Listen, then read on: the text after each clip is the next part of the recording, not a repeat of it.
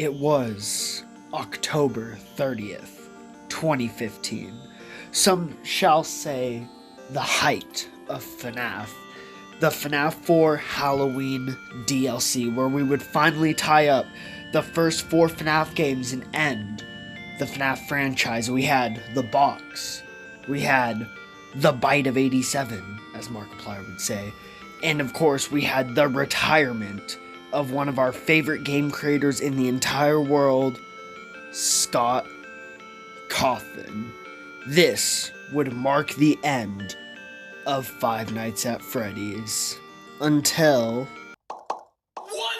Hey guys, welcome back to another video. FNAF 22 here with another video, and in today's video, as I've been promising, we finally have the release of the FNAF World opinion video. So pretty much, I'm going to be giving you guys my opinion on FNAF World. We're going to be going over 3 different categories. We're going to have characters, gameplay, and lore/endings. And then after all that, I will have one of my friends cameo in at the end of the video and also give their opinion on FNAF World to show I am not the only person who believes that FNAF World is amazing. So before we get into this video, let's talk about a few things. First off, FNAF World came out right after FNAF 4's Halloween DLC. It came out January 21st of 2016. And yeah, that's pretty much all I'm going to say, because we'll go over gameplay and characters and all that good stuff during the actual video, but I also wanted to say that once again, my friend will be in here at the end of the video, so wait out for that. But let's jump straight into the first category of this video, characters. Now, FNAF World had an amazing character selection. I can't remember exactly how many characters there were, but they could draw from any game from Five Nights at Freddy's 1 all the way to FNAF 4 with the Halloween DLC. We have characters from Freddy all the way up to Nightmare. We have such an amazing amount of characters, and we even have some special characters like Coffee, which comes from one of Scott Cawthon's old games. We got Spring Bonnie and Fredbear, and this would mark both of their first like mainline actual appearances in a game, not counting the mini games.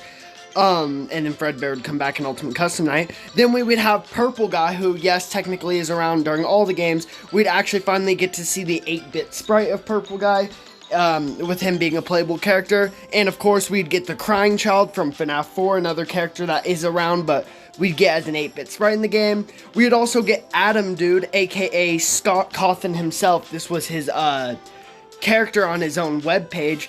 And finally, for the last special character we'd get in this game, these are all like the special ones, we would get Chipper from Scott's first, like one of his first ever games, sorry, not his first game, from Chipper and Sons Lumber Co. And yeah, we would get Chipper, and it would be amazing. Then we'd have some really unique enemies too that I don't think we'd ever see come back into the FNAF franchise, like Red Bear, Tangle, and White Rabbit, just to name a few. So as you can see, the character selection is very, very amazing, and I think I will rank everything out of 10. And honestly, for the characters, I think I'm going to give it an 8 out of 10. I think the characters could have been a tiny bit better if they would have released Sister Location first, because I would have loved to seen how all the Sister Location's characters look as FNAF World characters. But I still think this was an amazing choice, and this game also helped build to Sister Location. So I'm going to give characters an 8 out of 10. Then probably the easiest section in this whole video, we have the gameplay. Now, FNAF World is not your normal kind of FNAF gameplay. It is an RPG with really cool bites and chips you can collect throughout the game. And bites would pretty much be little things that can help you, like little Grim Reapers or little bugs. And chips would be other things that could help you, like being able to run away or having your attacks stronger.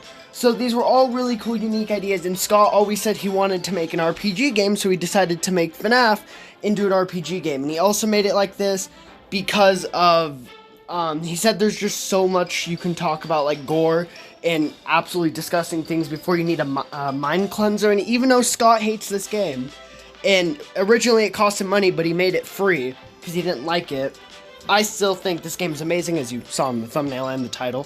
And yeah, I think the gameplay is really, really fun. If you've never played FNAF World, you should definitely try it. Hands down, a really fun game. One of my favorite RPG games up there with like the Mario RPG games. Really, really fun. I'm going to give the gameplay a 9 out of 10. Really, really fun. I can't really explain it too well, but you'll see it in the footage in the background, so you'll kind of understand what's going on. And each character would have about 3 moves unique to them and to some other characters. I just think the gameplay was a really fun one. I'm gonna give it a 9 out of 10. And finally, we got the chunkity chunk of this FNAF World Opinion video. We have the lore / endings. This is where it comes in very big here. We've got a bunch of different endings. I don't think I have them listed all here, so I'm sorry if I don't. But let's go over a few of them. First off, we've got the normal ending, where you'd make it to the end of the game, and you'd have to take on Scott Cawthon, aka Adam Dude, with him saying some things like, that we always want so much, and like, just a lot of crazy stuff, a lot of things that made fans speculate that Scott was getting upset and didn't want to make FNAF games anymore, which he said wasn't true, and it was just the character. It's not really sure, people still speculate on that. But yeah, all you had to do was defeat Scott Cawthon in his own game, and after you defeat him, you would unlock him as a character, and you would get the Adam Dude trophy on the beginning of your game. Then we've got the Old Man Consequences Easter egg / ending, which you guys mostly probably know. Old Man Consequences for his appearance in Five Nights at Freddy's Ultimate Custom Night. But he came in from FNAF World first, and you would have to go too deep in the glitch layers, which is one of the gameplay things. You have to go through these glitchy trees, and pretty much, I should have explained this during the gameplay, but you're trying to save Animatronicville, or whatever Fredbear calls it at the beginning of the game, from all the evil, like, animatronics and corrupted ones like Red Bear and White Rabbit. Anyways, so yeah, if you go too far in the glitches, you'll get some dialogue from Old Man Consequences, and that will be another ending, getting you Old Man Consequences on the FNAF World homepage with Adam Dude, and if you drowned yourself in the lake, that also crashes your game. There's a little Easter egg right there.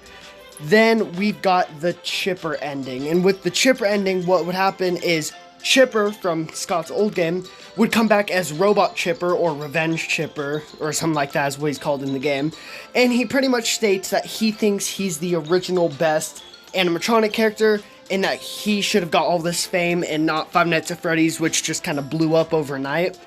And yeah, a lot of people speculate this could be Scott trying to say that he thought Chippers would be a success and not Five Nights at Freddy's, as he said on multiple occasions that he did not think FNAF was going to be a success. So yeah, a really cool one. All you do is defeat Chipper, and that pretty much beats the end of the game again, getting you a Chipper on the home screen. And then finally, probably the biggest ending. I know there's a few that I forgot about, like the defeating the Chica's Magic Rainbow ending, which is one of the mini games. And I know there's more Halloween DLC stuff to go over with FNAF World, but my friend's gonna go over that, so I'm not gonna be talking about that. Finally, probably one of the biggest endings in this game is the clock ending. Now, before we get onto the clock ending, I do just want to say real quick, one of my viewers actually asked me to talk about this, so there's their name up screen, and yeah, I said I'd shout them out for this, but yeah, we've got the clock ending, and pretty much how this works is every time you talk to Fredbear, after you're done, it would say click done, and if you didn't click done, Fredbear would turn into a corrupted 8-bit sprite of himself, and you kind of just had to listen to what he said to go find the clocks, and after you found all the clocks, you would get an ending with 2 golden eyes, or 2 yellowish golden eyes, staring at the screen saying a bunch of things. I can't really remember what they say. I'll put it on screen while I'm talking about it, of course.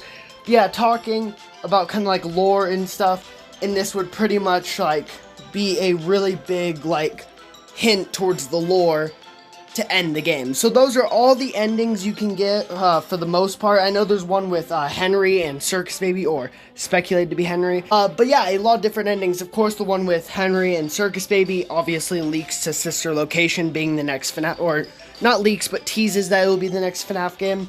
But we should go, now we have all these endings, so let's talk about the lore. Now, obviously, like I just said, the Circus Baby one teases to Sister Location, but is FNAF World canon? I don't know. It's a very big debate. A lot of people say it is because of like Old Man Consequences and Circus Baby being in the game, and then they would be in other games. But some people say it's not, just because it's like an RPG game, and there's a lot of fourth wall breaking and all that good stuff. So honestly, I don't really know, but this is also the first game that brought its voice acting. I don't know why I said that. But a lot of different lore, obviously, with Old Man Consequences and Circus Baby, and a lot of people speculating that the Fredbear plush has a lot to do with this game, which I think he does. So, yeah, really great lore here. A lot of great stuff here. I will give the lore, like, 8 out of 10 as well. So, yeah, guys, this is why I think FNAF World is amazing. Now, FNAF World really gets hated on for no reason, in my opinion. I know a lot of people don't like it because it's not the normal, like, scary FNAF games that we normally have. But I really think FNAF World's a really fun one, and it is free on Game Jolt, so if you've never played it and you have like a computer or a PC, definitely go play it. It's really, really fun. But if you think I'm just some weirdo who loves FNAF RPG games and you don't think other people actually like this game, let's hear from my best friend, Divine Shadow, who also has an opinion on FNAF World and gives you guys a little bit of an insight on the FNAF World Halloween DLC. FNAF World. It is an interesting game with the mechanics of fighting instead of it being a horror game until you get to the Halloween characters. Then there's only like one scary thing in this game, Nightmare on. Never liked his minigame. But all around, I really enjoy FNAF World, even if it's not one of the most loved or hated